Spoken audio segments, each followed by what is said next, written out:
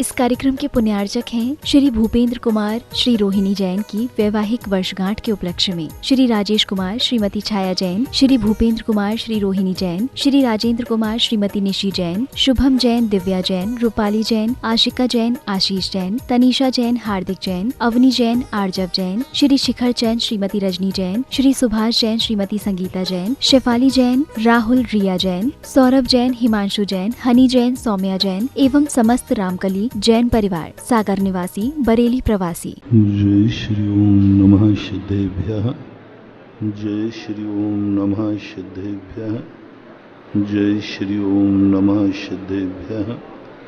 सर्वमंगल मांगल्यं सर्वकल्याणकारकं प्रधानं सर्वधर्माणां जैनं जयतु शासनं, जैनं जयतु शासनं, जैनं जयतु शासनं। पंच परमेष्टि भगवान की, आचार्य श्री गुरुवर कुंद कुंद महाराज की, आचार्य श्री गुरुवर विद्यासागर महाराज की।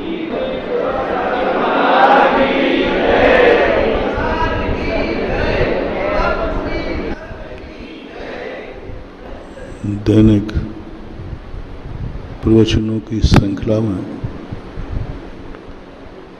अपन उस शक्ति के संबंध में समझना चाहते हैं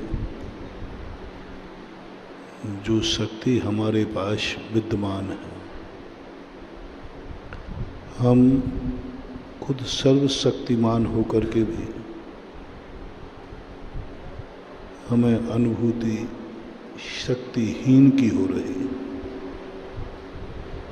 एक धनवान व्यक्ति गरीबी का अनुभव कर रहा है,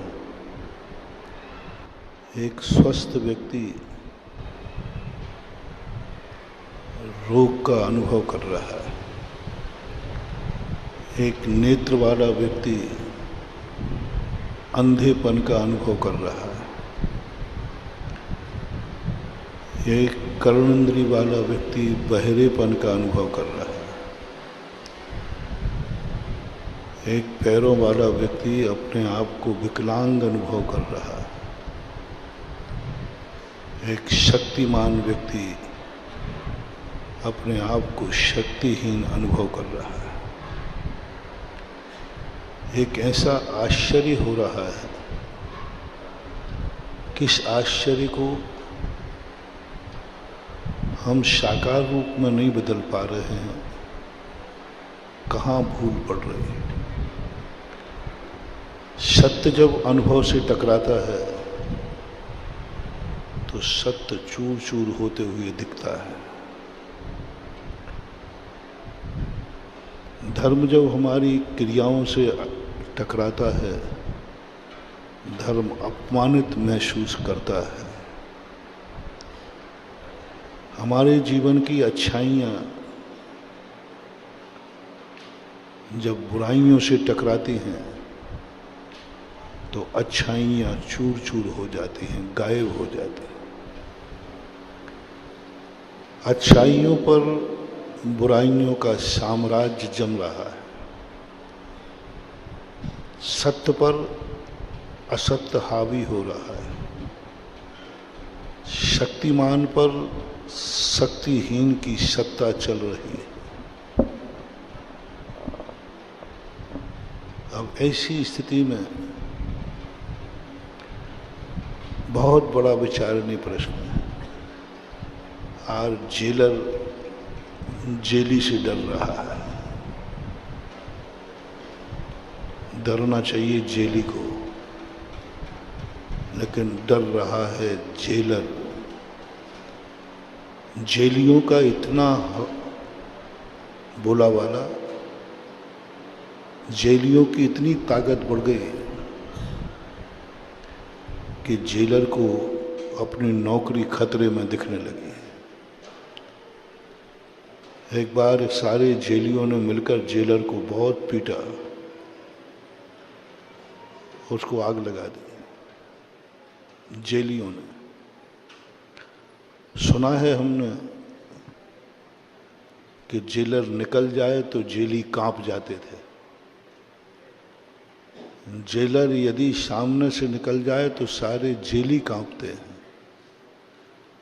लेकिन उल्टा हो रहा है, जेलर को देखना पड़ता है, सुबह उठकर जेलियों से पूछना पड़ता है किसी बात की तकलीफ तो नहीं है।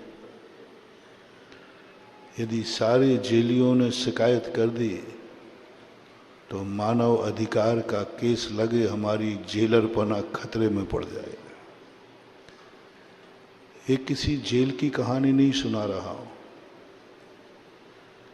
ये अपने प्रत्येक व्यक्ति की खुद की कहानी है। मैं एक चेतन ज्ञान घन स्वरूप चेतन आत्मा शक्तिमान हूं।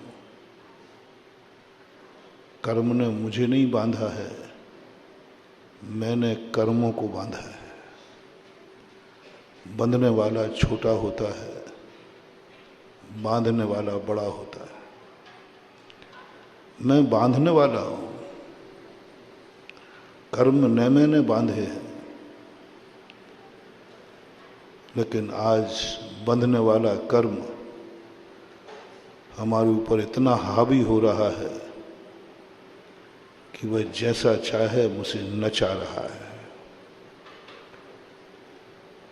बांधने वाला मैं था, जेलर मैं था, मालिक मैं था, स्वामी मैं था।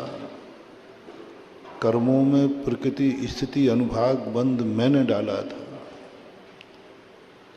कोई भी पुद्गल कर्म मेरे बिना कभी कर्म रूप नहीं बन सकता। कोई भी पुद्गल मेरे बिना शक्तिमान नहीं बन सकता। पुद्गल में जो शक्ति दी है वो हमने दी है। लेकिन आज स्थिति जब पुद्गल कर्म मुझे बन गया, आज इतना हावी हो गया कि वो चाहे तो मैं हंस सकता हूँ, वो चाहे तो मैं रो सकता हूँ। न मैं अपनी मर्जी से हंस सकता हूँ, न मर्जी से सो सकता हूँ। कर्म सुलाएगा तो सो जाएंगे, कर्म रुलाएगा तो रो पड़ेंगे, कर्म हंसाएगा तो हंस पड़ेंगे, कर्म खिलाएगा तो खा लेंगे। यानी हमारी पूरी जिंदगी कर्मों की कठपुतली बनकर रह गई और हम नाच रहे हैं कर्मों के अनुसार। सुबह से शाम तक पूरी जिंदगी कर्म के अधीन हो चुकी है। एक भी कोई भी क्रिया 24 घंटे में हमारी स्वाधीन नहीं है। कर्म चाहे तो मेरी सामायिक बिगाड़ दे, कर्म चाहे तो मेरा मुनि पद बिगाड़ दे, कर्म चाहे तो प्रभु का दर्शन न करने दे, कर्म चाहे तो मुझे भगवान की भक्ति न करने दे, कर्म चाहे तो हमें कुछ भी नहीं। आज पूरी जिंदगी का यदि कभी चिंतन करो तो ऐसे लगता है जैसे मैं तो कुछ हूं ही नहीं। शास्त्रों में जब पढ़ता हूं तो कहते हैं कि तू सर्वशक्तिमान है, सर्वशक्तिमान। तेरे से बड़ा कोई शक्तिमान नहीं है। लेकिन जब श्रद्धा अनुभव से टकराती है तो अनुभव तो कहता है कि तेरे में तो अभी एक मच्छर से भी ज्यादा शक्ति नहीं है। श्रद्धा क्या कह रही है, भगवान क्या कह रहे हैं, सर्वज्ञ देव क्या कह रहे हैं, तू सर्वशक्तिमान है, बहुत शक्तिमान है। और अनुभव कह रहा है कि तू एक मच्छर से भी ज्यादा ताकत तेरे में नहीं है। तेरी शक्ति के से ज्यादा मच्छर है। एक मच्छर तेरी सामायिक बिगाड़ देगा, एक मच्छर तेरी क्षमता को नष्ट कर देगा, एक मच्छर तुम्हारे नियम धर्म को बिगाड़ देगा। एक मच्छर सामयिक बिगाड़ देता है। कई बार जब हम लोग सामयिक में बैठते हैं और जब मच्छर आते हैं तो हम लोग अपने आप को मानते हम मुनि हैं, सर्वशक्तिमान हैं, चैतन्य घन स्वरूपी हैं।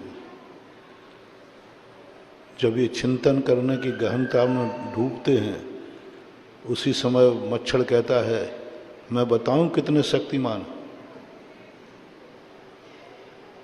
मैं बताऊं तुम्हारी शक्ति कितनी है। और वो दौड़ के आता है,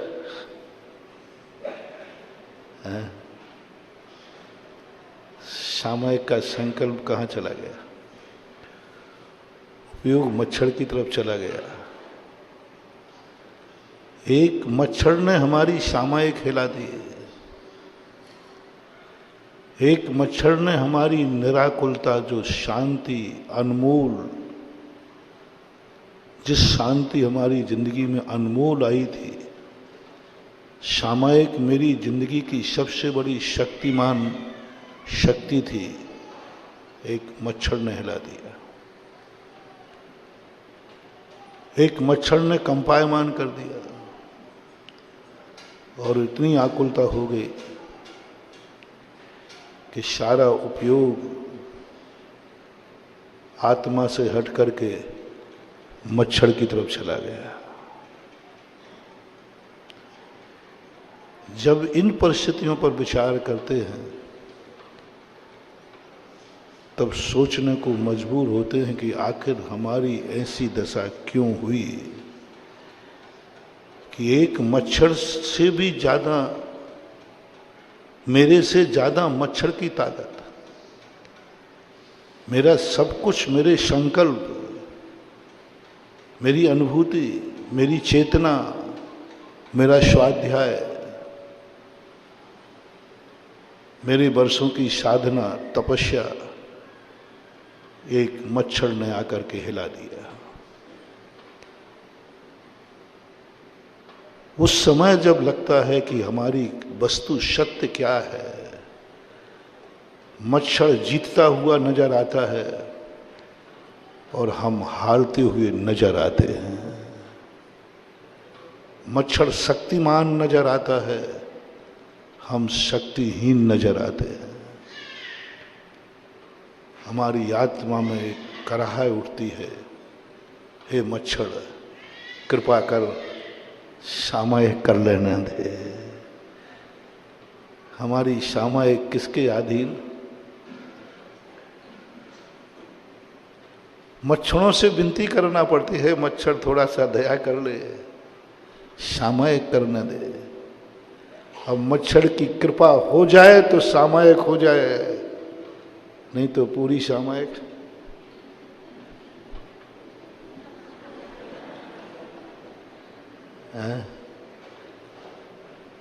मान लो हाथ पैर नहीं हिलाओ तो उपयोग तो हिल ही गया ना।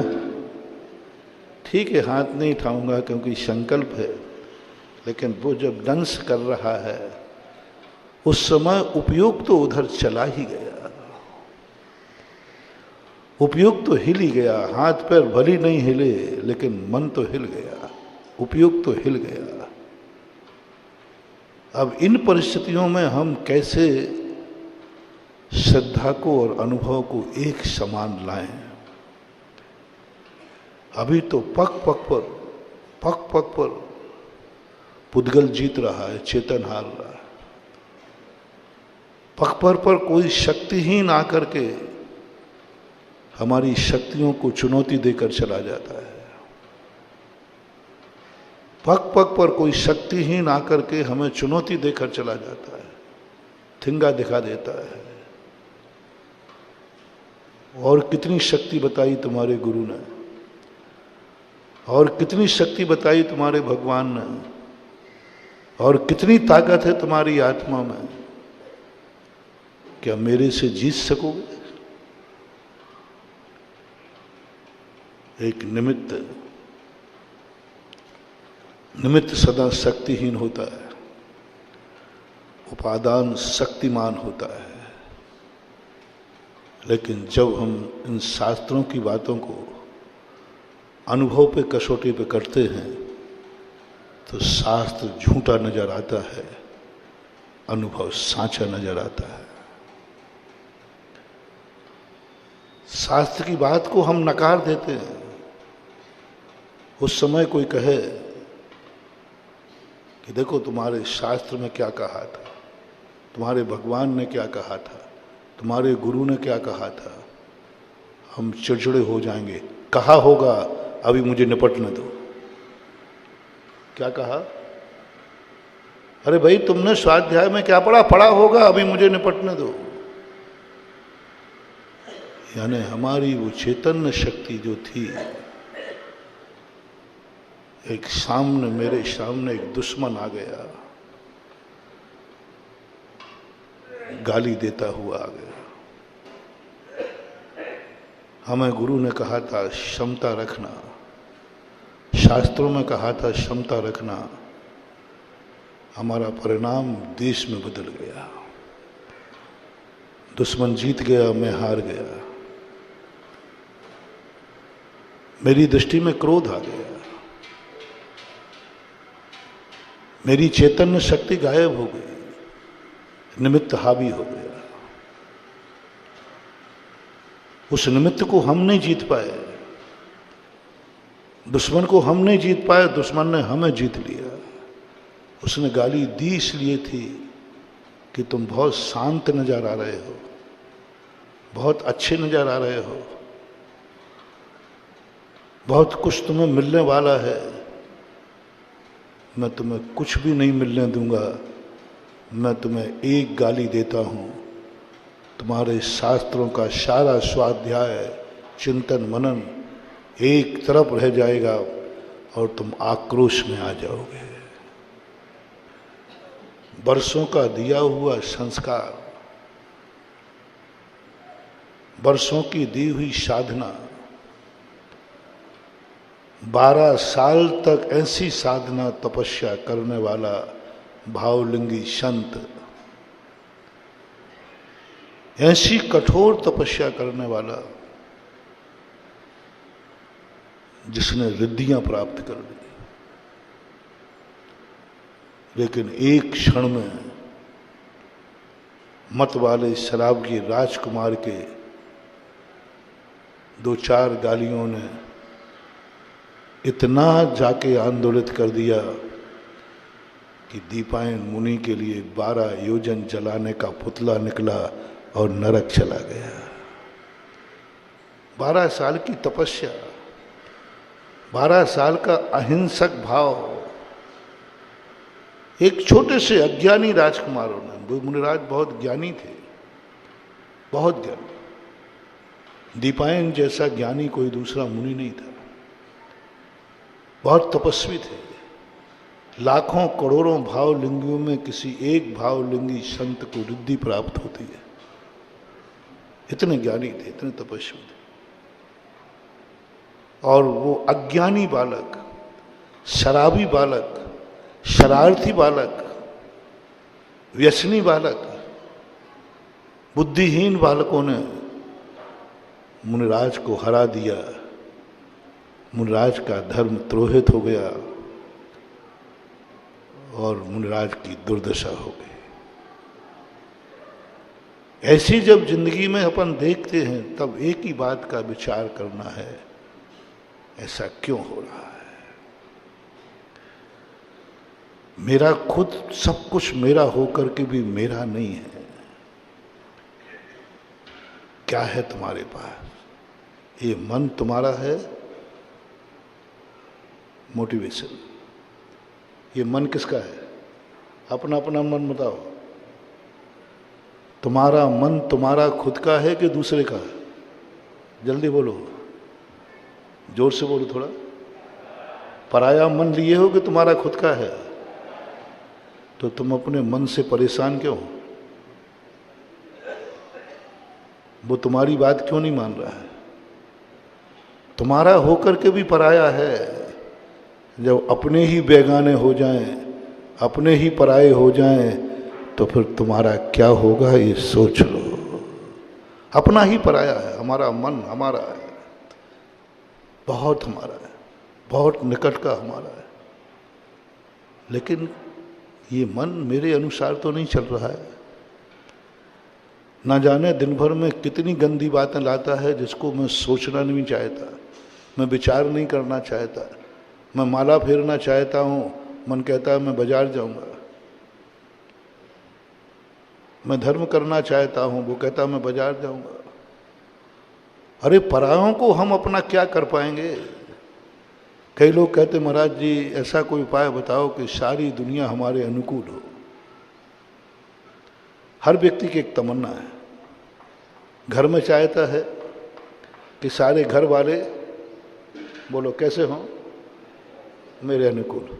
मम्मी पापा कैसे हों, बोल दो, हाँ मम्मी पापा मेरे अनुकूल हों, मेरी हर बात सुने, मैं जो कहूँ वही उसी, बस मम्मी पापा मेरे हों, मेरे अनुकूल।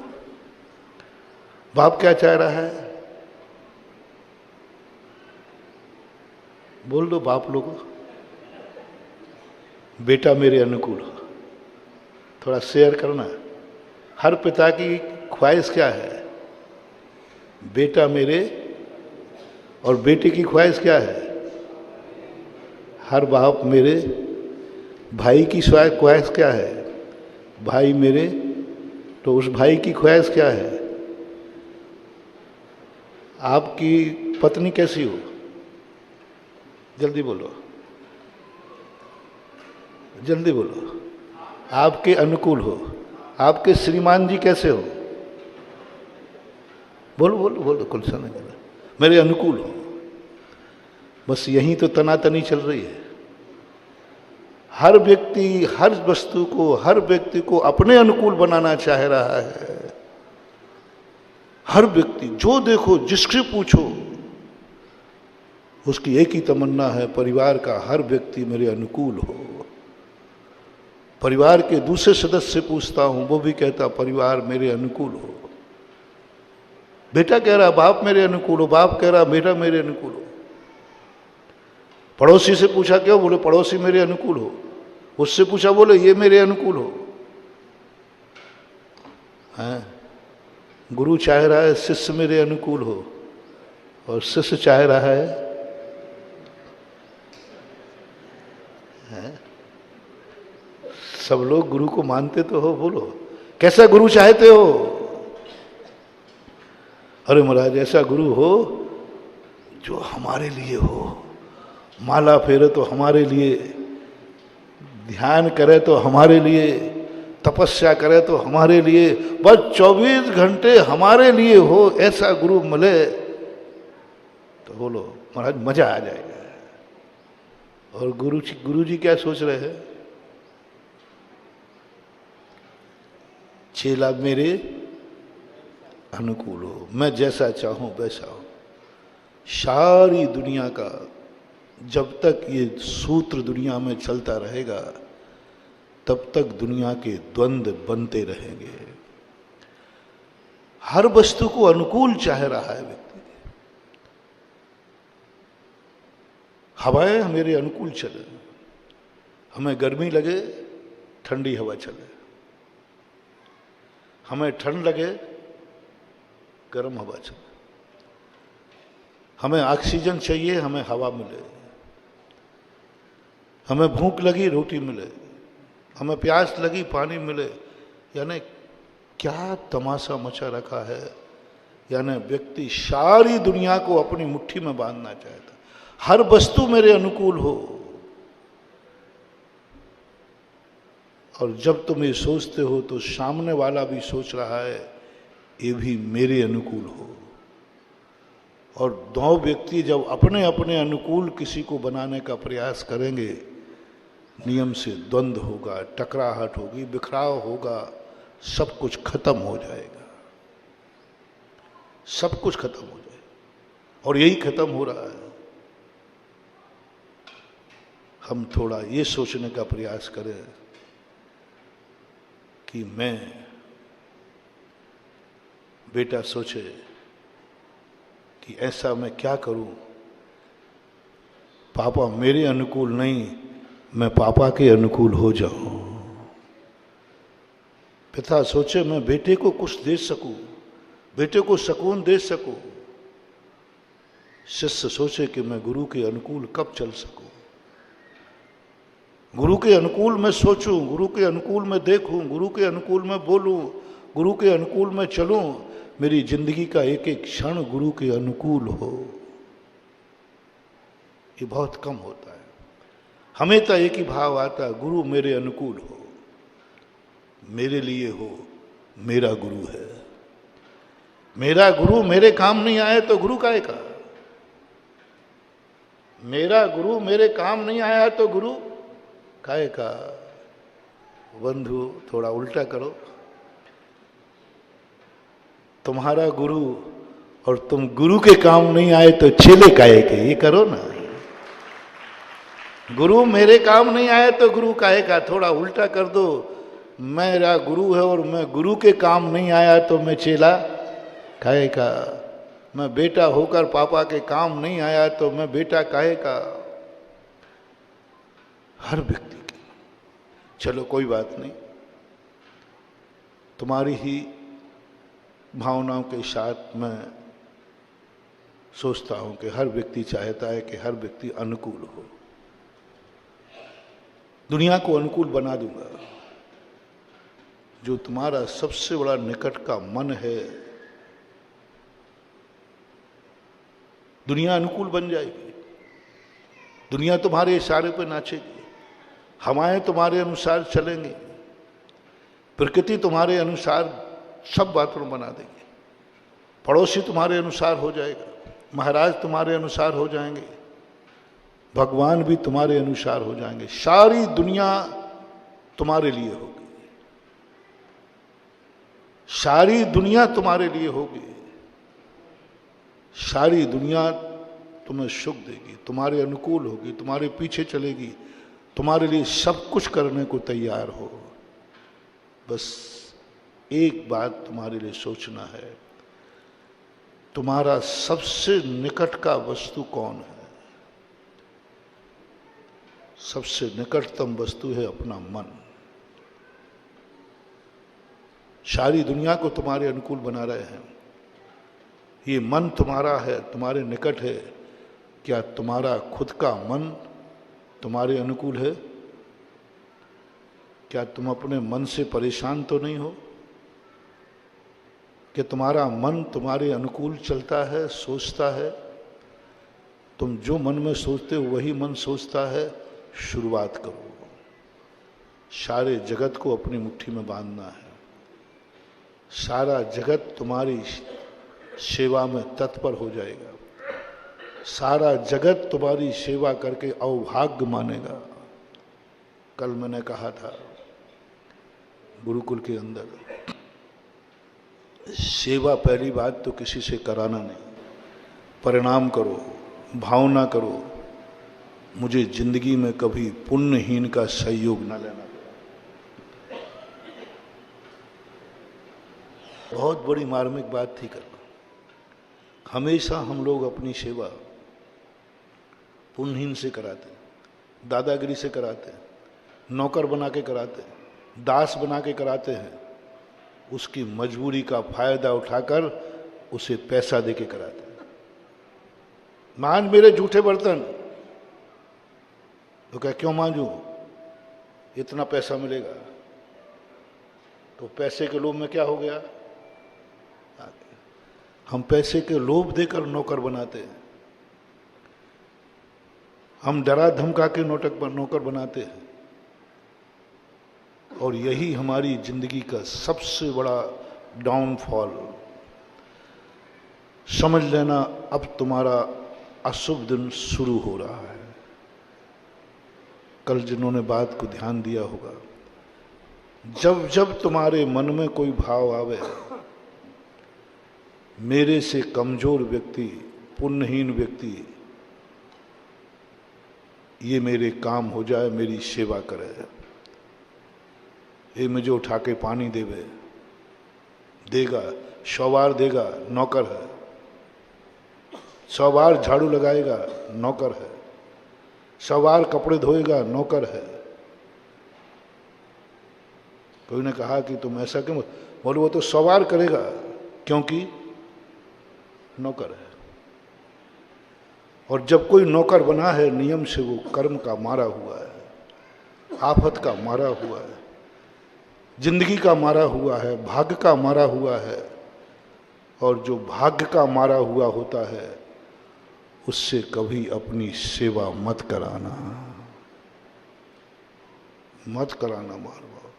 बस जिंदगी में एक ही प्रार्थना करना कि हे भगवान, कभी मेरी जिंदगी में कोई पुण्यहीन, शक्तिहीन से मुझे अपनी सेवा न कराना पड़े। पहले तो कराना ही नहीं पड़े, पहला किसी से नहीं। यहां तक भाव करो कि मुझे किसी के सहयोग की जरूरत नहीं पड़े, किसी के सहयोग की। कल तुम्हारी उस मिथ्या धारणा का, कल्पना का, तुम लोग कल्पना कहते हो, वो दिन कब होगा जो हमारे यहाँ हर कार्य के लिए नौकर होगा। हर कार्य के लिए मेरे भोजन बनाने वाला नौकर होगा, कपड़े धोने वाला नौकर होगा, गाड़ी चलाने वाला नौकर होगा, जूतों पे पॉलिश करने वाला नौकर होगा। ये ऐसी कल्पनाएं कितने लोगों में आती है? बोलो भाई। मेरे यहाँ हर कार्य के लिए नौकर होगा, मुझे कुछ नहीं करना पड़ेगा, हर कार्य के लिए नौकर होगा। महिला हो पुरुष हो, दोनों ने बताया। ऐसी भावनाएं कितने % लोगों की होती हैं? बोलो भाई। अशोक बाबू, देखो गड़बड़ मत करो, जो अंदर की बात है वो बोलो।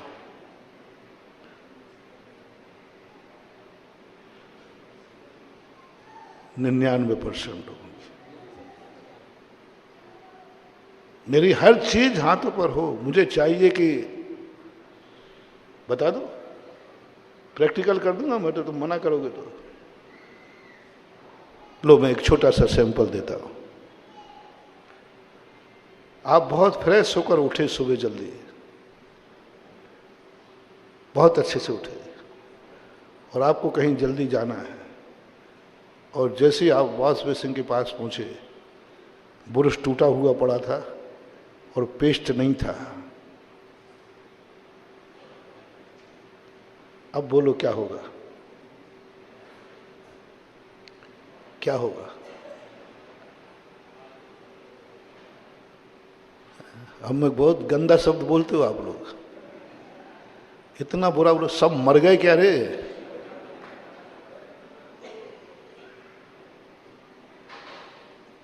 एक ब्रश ने तुमने सारे घर को मार डाला। एक ब्रश शाम को चेक नहीं कर पाया परिवार का व्यक्ति, एक पेस्ट नहीं देख पाया, और तुम्हारा क्रोध, तुम्हारी शांति, जो तुम फ्रेश होकर के उठे थे, वो सब कितनी छोटी सी है जिंदगी हमारी। शांति कितनी सस्ती है। रात भर के जो हम शांति से शयन करके उठे, उसकी कीमत कितनी है? एक ब्रश, एक पेस्ट, इतनी सस्ती, इतनी सस्ती। इतने में हमारी शांति गायब हो गई, इतने में सब अपने पराये हो गए। सबको कितना सब मर गए क्या रे? बोलो ऐसा शब्द मैं ही बोलता हूं कि आप लोगों के घरों में कभी कभी बोलने में आता है?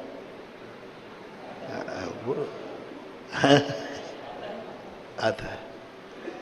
सोचा कभी कि तुम सारी दुनिया से क्या चाहते हो? हाथ पर आम जमे, मुझे जिस समय चाहिए उस समय सब चीज प्रेजेंट होना चाहिए, तुरंत होना चाहिए। यही तुम्हारी जिंदगी का सबसे अशुभ दिन शुरू हो गया। जब तुम्हारे लिए कोई भी वस्तु की जरूरत पड़ी और तुम उस वस्तु को किसी दूसरे के द्वारा चाहते हो और ना मिलने पर तुम्हारे लिए आक्रोश आता है, बस तुम्हारा डाउनफॉल चालू हो गया। उतनी सी देर में आपने दूसरे के प्रति भाव किया, 6 महीने तक जो तुमने पुण्य किया था वो जल के भस्म हो गया। इतने में कि तुम्हें एक पुरुष नहीं मिला तो तुमने सारे घर को कह दिया मर गए क्या रे सब। 6 महीने का पुण्य खत्म हो गया और तुम्हारी नीयत पता चल गई कि तुम्हारी खुद की जिंदगी कुछ नहीं है, तुम दूसरों पर जिंदगी जीना चाहते हो। हर व्यक्ति तुम्हारा गुलाम हो, तुम्हारा दास हो, तुम्हारी चाकरी करे, तुम्हारे लिए सब कुछ करे, सोने के पहले तुम्हारे पुरुष को चेक करे, सोने के पहले तुम्हारे मंजन का इंतजाम करे, सोने के पहले आपको सब कुछ तैयारी करे।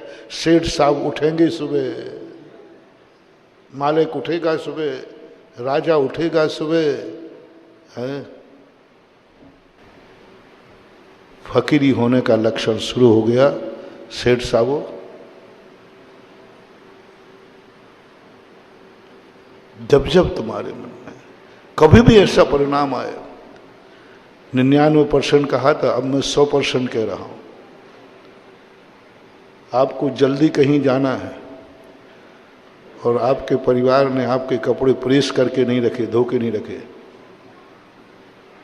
हैं, समता भाव, कोई बात नहीं, हम गंदे पहन लेंगे, एक आध तो हाथ उठाए जो ऐसा कर देगा। छोटे लाल, अरे वो महान गुस्सेल आदमी है, उसके शरीर का दुबलापन बता रहा है कि वो थमथमाने वाला आदमी है। सोचना है, जो पॉइंट मैं 2 दिन से दे रहा हूं, जो अहंकार अपना पनप रहा है, जिसे हम सुख मान रहे हैं, वो हमारा अशुभ और अमंगल दिन है। मैं कौन होता हूं किसी से कहने वाला कि तुम लोगों ने मेरे बुरुष की तैयारी क्यों नहीं की। मेरी तैयारी मुझे खुद करना चाहिए थी। स्वयं सेवक बनो, मेरी गलती है, मेरा दोष है, मुझे शाम को चेक करना चाहिए था। उस समय ऐसा परिणाम आ जाए, जाओ तुम्हारा ऐसा पुण्य का उदय आने वाला है कि सारा जगत तुम्हारी सेवा करके अपने आप को अवभाग्य मानेगा।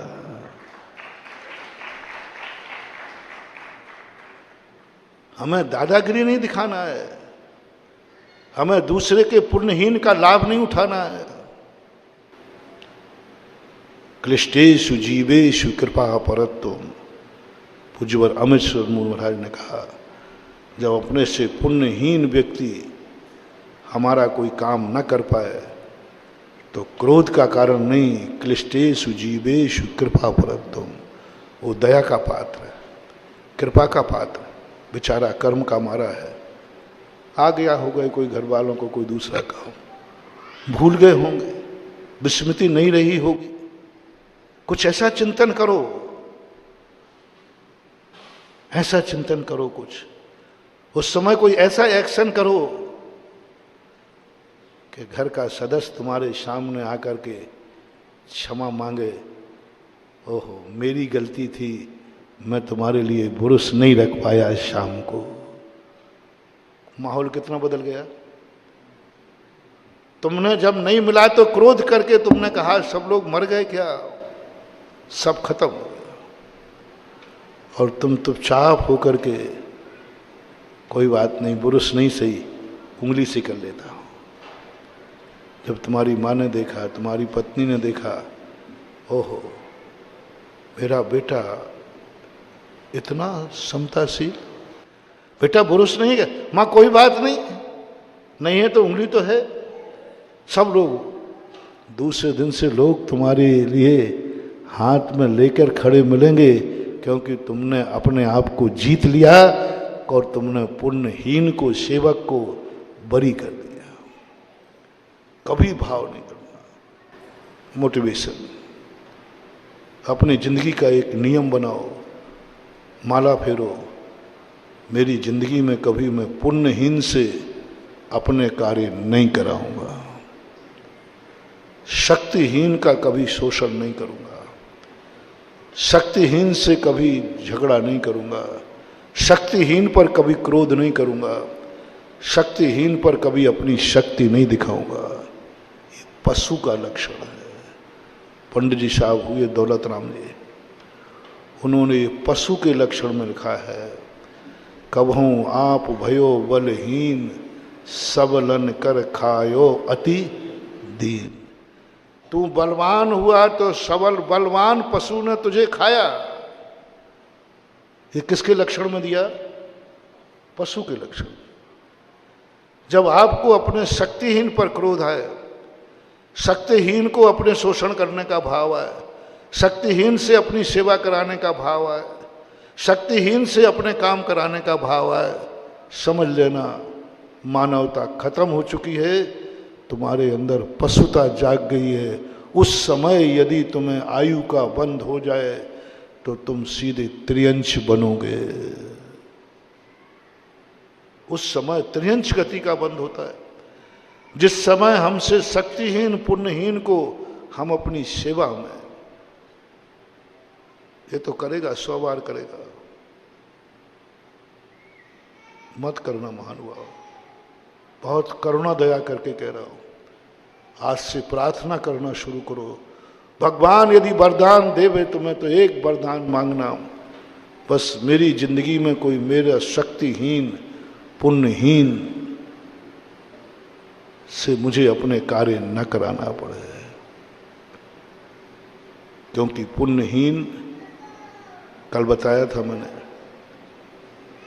दुर्भाग्य मान के करता है, कोसता है, बुरे भाव करता है, क्योंकि वो कर्म का मारा है, उसके परिणाम बहुत बुरे होते हैं। यदि सेवा कराना ही पड़े तो कल कहा था ना, उससे कराना जो तुम्हारी सेवा करके अपने आप को भाग्यशाली माने,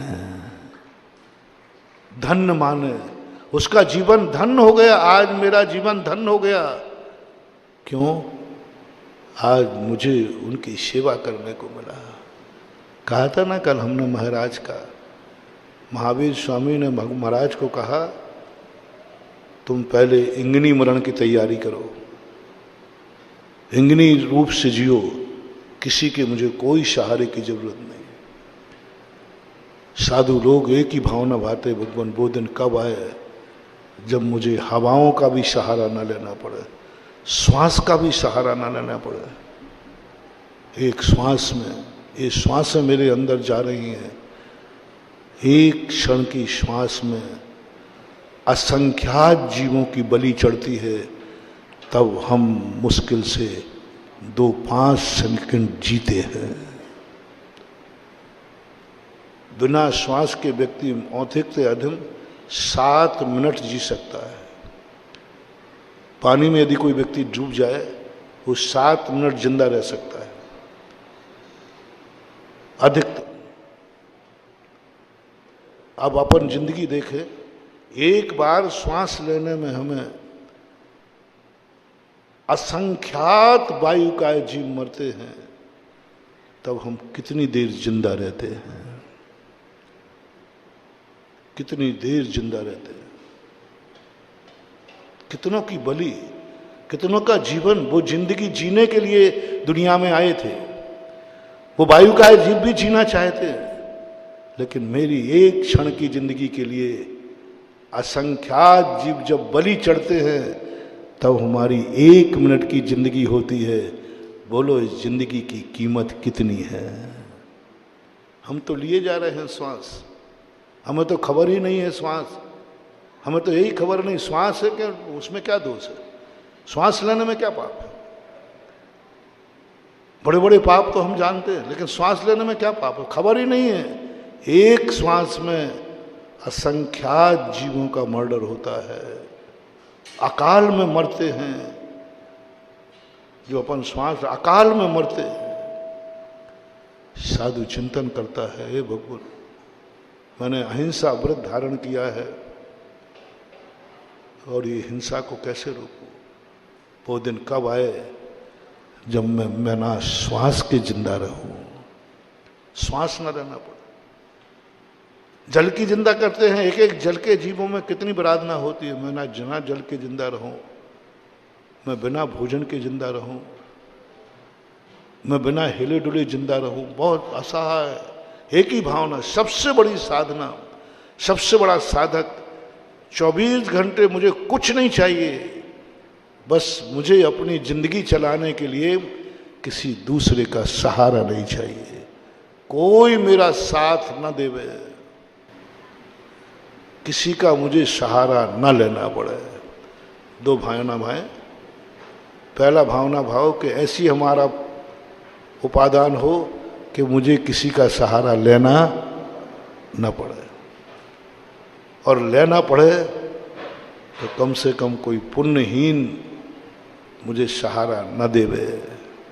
मैं थोड़े कष्ट उठा लूँगा, मैं परेशानी उठा लूँगा, लेकिन किसी पुण्यहीन को अपना दास नहीं बनाऊंगा।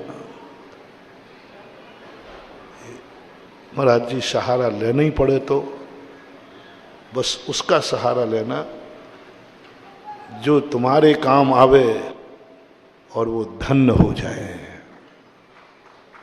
अपने आप को अभाग्य समझे। मुनिराज को कहा भक्त प्रत्याख्यान में पूज्यवर शिव कोटि महाराज ने, हे श्रवण, तुझे यदि किसी का सहारा लेना पड़े, तुझे आहार लेना पड़े, भोजन लेना पड़े, तो किसके हाथ का लेना है? जो भोजन तुम्हारा होवे और धन्य वो हो जाए, भंडारे उसके भर जाए, पुण्य उसके भर जाए, वो नाचे, अवभाग्य माने,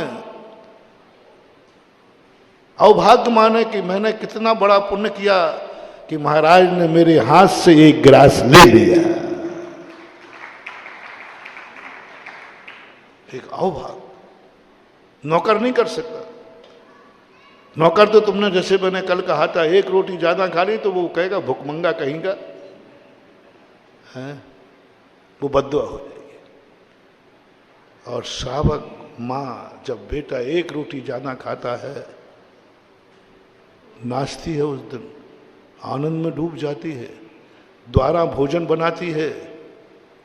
पहले भोजन में 2 रोटी बनाई थी, उतना आनंद नहीं था, बेटे ने 2 रोटी ज़्यादा खा ली, उसको द्वारा आटा उठाना पड़ा, तो द्वारा आटा उठाना पड़ा जब बेटे को, उस माँ का आनंद, पहली 2 रोटी बनाने का आनंद ज़्यादा था कि द्वारा बनाने का आनंद ज़्यादा है?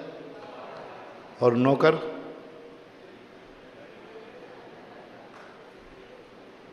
बस खाओ माँ की रोटी, वो त्योहारा बनाएगी तो उसका और आनंद आएगा, वो थकेगी नहीं, अपने जीवन को धन्य मानेगी। ऐसे महाराज को कहा तुम किसी के आहार लेने जाओ, किसके यहां जाओ?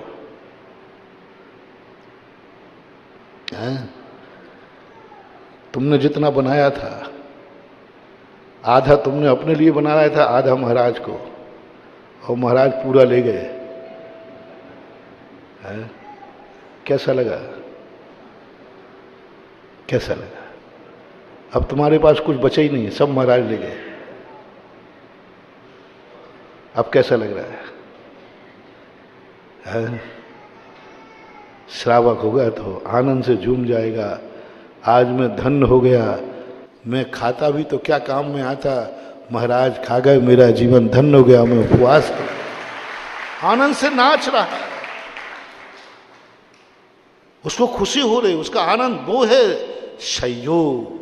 ऐसे जीवों का सहयोग लो जो वो सहयोग देकर के धन्य हो, सहयोग लेकर के उनके पाप कट जाए, उनका पुण्य का वर्धन हो, उनका पुण्य का वर्धन हो। उनको ऐसा लगे कि मैंने महाराज को आहार नहीं दिया है, मैंने अपना भंडार भर लिया है, मैंने भगवान का अभिषेक नहीं किया है, मैंने अपने जन्म जन्म के पाप काट लिए, जन्म जन्म के पाप, मैंने भगवान का नहन नहीं किया है। मैंने अपने पापों को काटा है, मैंने अपने जीवन को धन्य किया है। ऐसी स्थिति में जब आते तो अपना मूल प्रसंग जो कहना चाह रहा था मैं, कि चलो तुम मनाना भी चाहते हो दुनिया को अपना, पराई दुनिया तुम्हारी मुट्ठी में हो जाएगी और मैं तुम्हारी दुनिया को, सारी दुनिया एक एक कण तुम्हारी सेवा करके धन्य मानेगा, नौकर नहीं भाग्यशाली मानेगा। तुम्हें जो कुछ भी चाहिए पड़ेगा, कण कण धन्य होगा। बस तुम जो प्रसंग में मैं कह रहा था कि सबसे निकट का व्यक्ति तुम्हारा मन है, इस मन को अपने अनुकूल बना लो, सारी दुनिया मैं तुम्हारे अनुकूल कर दूंगा। सारी दुनिया को अनुकूल करने के मंत्र हैं, सारी दुनिया को अनुकूल बनाने के शक्तियां हैं, जाप हैं, मंत्र हैं, शास्त्रों में मंत्र हैं। सारी दुनिया तुम्हारी होगी, सारी दुनिया तुम्हारे आगे पीछे घूमेगी, तुम्हारे अनुकूल हवाएं चलेंगी, तुम्हारे अनुकूल सब कुछ होगा। इसके तो मंत्र हमारे पास बहुत भरे पड़े, शास्त्रों में पर विद्वान है। साधु की एक सामायिक में इतनी ताकत है, एक सामायिक में, कि सारे स्वर्ग के देवता हाथ जोड़ करके यहां खड़े हो जाएंगे, पूरे स्वर्गों के देवता, एक सामायिक में। इतनी ताकत है दिगंबर जैन साधु की ताकत, इतनी मंत्रों में ताकत है कि सारे देवता, सारी दुनिया तुम्हारे आगे पीछे खड़ी हो जाएगी। सारी दुनिया को वश में करना कोई कठिन नहीं बंधु, बहुत सरल है, बहुत सरल है। कभी नहीं घबराना। सारी दुनिया अपने अनुकूल हो गई, हर चीज अनुकूल हो गई। उसके लिए साधना, तपस्या, मंत्र है, आशीर्वाद है, भक्तियां हैं, हजारों उपाय हैं। दुनिया को बस में करने के हजारों उपाय हैं। सच्चा ज्ञानी कभी इसकी फिक्र नहीं करता। वो कहता दुनिया को बस में क्या करना, वो तो जिस दिन चाहूंगा बाएं हाथ का, दाएं हाथ का नहीं, बाएं हाथ का खेल है। दुनिया को बस में करना कोई बड़ी चीज नहीं। इन देवताओं को बस में करना, अरे संसार में सबसे ज्यादा कोई डरपोक होता है तो देवता होते हैं। कभी देवताओं से मत डरना, ये तो 2 मिनट में ये लाइन लगा देंगे। कोई देवता की तख्ती ज्यादा नहीं होती। यदि मैं उंगली से ही चारों तरफ एक ऐसी रेखा खींच दूं, पूरे स्वर्ग के सारे देवता आ जाएं, उस रेखा के अंदर प्रवेश नहीं कर सकते, उनकी मजाल नहीं है। जाओ तुम्हारा बेड़ा पार हो गया। हम अनंतों बार धन्य होते हैं सच्चे गुरु को पाकर के। एक बार हमें वो बनना है सच्चा शिष्य जो मुझे पाकर के गुरु धन्य हो जाए, उसको अनुभूति में आए। मैंने दीक्षा देकर कितना पुण्य किया, मैंने इसको व्रत देकर कितना पुण्य किया। हम व्रत पाकर के धन्य हो जाते हैं, क्या व्रत हमें पाकर धन्य हुआ? हम सिद्ध चक्र मंडल विधान करके धन्य हो जाते हैं, क्या सिद्ध चक्र मंडल विधान धन्य हुआ कभी हमारे पाकर के? हमने व्रत ले लिया, हमारे अभाग्य है कि मैंने व्रत ले लिया, ये कोई बड़ी बात नहीं है। कभी व्रत धन्य हुआ कि इसने मुझे लेकर के मुझे धन्य कर दिया, कृतकृत कर दिया। सारी कथाएं किनसे भरी हैं? कथाओं में उनके नाम नहीं है जो व्रत पाकर धन्य हुए हैं, कथाओं में उनके नाम है जो व्रत धन्य हुआ है उस पात्र को पाकर के। धन्य हो गया वो व्रत को पाकर। व्रत कहता मैं धन्य हो गया, मेरी प्रशंसा हो गई, मेरी जय जयकार हो गई।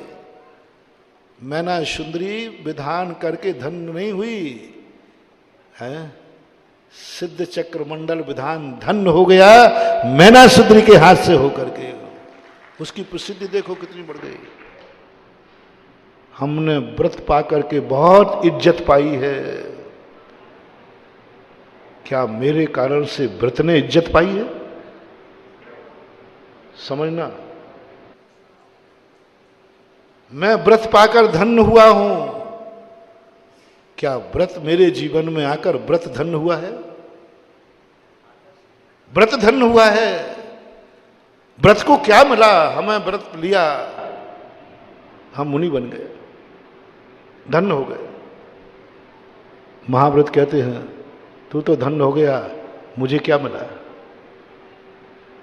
क्या मैं धन्य हुआ हूं? मेरी इज्जत बढ़ी है, मेरी शान बढ़ी है, मेरी दुनिया में पूछ बढ़ी है। जब से तुमने व्रत धारण किया है 100 लोगों ने भी व्रत धारण कर लिया है। ये व्रत की इज्जत है, शान है। तुम मंदिर आकर धन्य होते हो। कभी मंदिर को धन्य हुआ तुम्हारे आने से? भगवान को पाकर तुम धन्य हुए हो, कभी भगवान धन्य हुआ तुम्हें पाकर के? नमोकार मंत्र की माला फेरकर हम धन्य हो जाते हैं। क्या नमोकार मंत्र कभी धन्य हुआ मुझे पाकर के? ये सारी चीजें, इन सब पर विचार करना है। समय आपका हो गया। बोलो, आज तुम्हारा होमवर्क क्या है? मन से पूछना है तुम कितने अच्छे हो, कैसे हो। अपने मन से पूछना, ईमानदारी से पूछना, कितने अच्छे हो। और तुम्हारा मन कैसा है ये मैंने पूछा है। शाम तक बता देना जिज्ञासा में, कल तक बता देना, कोई बात नहीं। तुम्हारा खुद का मन कैसा है तुम्हारी दृष्टि में, अपनी दृष्टि में एक बार पूछो। तुम्हारा है, मैं परायों को नहीं पूछ रहा हूं। मैं भगवान कैसा है ये नहीं पूछ रहा हूं। तुम्हारा गुरु कैसा है ये नहीं पूछ रहा हूं। मैं पहले ये पूछ रहा हूं तुम्हारा मन कैसा है। क्या मन को पाकर धन्य है या मन से परेशान है? मन पाकर के तुम धन्य हो या मन से परेशान हो? क्या जवाब मिलता है देने का प्रयास करना।